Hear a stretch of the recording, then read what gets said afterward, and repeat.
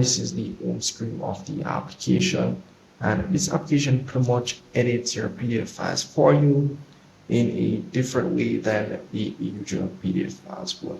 So here at the home screen, you pretty much see everything, all the features that it has. You can see here edit image to PDF and support PDF to Word, as all the quick tools section here. So you can tap on this option here, the arrow icon here, to pretty much see all the other PDF tools which you can use with this application. Here you have the scanner option, you have the extract, all of the PDF tools which you can think of is pretty much available on this application here.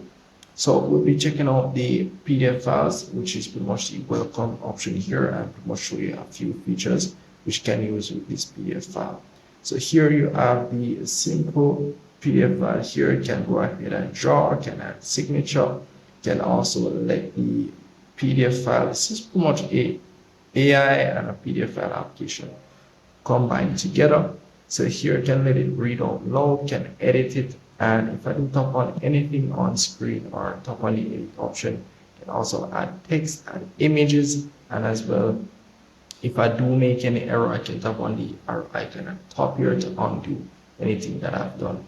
As well, you do have the AI bot at the top here, but you pretty much have to log in to be able to use this. So once you log in, you'll be able to pretty much ask the AI anything as it relates to the AI document. You can summarize it. You can pretty much, let's say you want to change something in a PDF, you can have the AI do it for you.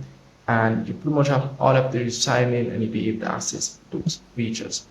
So here you have you can scroll and you can see the pages and this section here. So there's pretty much everything there for you. So if I do tap on the edit option, add text, and here be able to add the styles of this text, the style of text, the color, and so forth as it relates to that. So very easy application to use. And as well, you can tap on the three dots at the top and you'll be able to save the PDF files. Once you're finished, you can go ahead and send the PDF file. Let's say you want to upload it or send it to someone right away. You can tap on the email option here, and as well, you can go ahead and save a copy. So you can pretty much compress the PDF files as well. You can see here the compress option, which you can use. And if I do tap on it, will do give you a marking as it relates to reducing without watermark.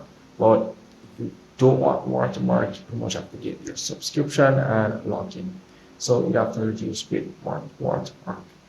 So that's really pretty much it for the application. You also have the image to PDF. I do tap on this option here. All of to do pretty much upload the picture of the information and it will pretty much turn it into a PDF. So there's just a lot of tools, and if you're looking for your PDF files, let's say on Android devices, pretty much can go in the files option here and tap on the internal storage option. So here you'll be able to ask to authorize the access to your storage. You just tap on authorize and you'll be able to pretty much search on your device for, let's say, maybe the PDF file, maybe in your downloads folders, you can go in that section and search for it here.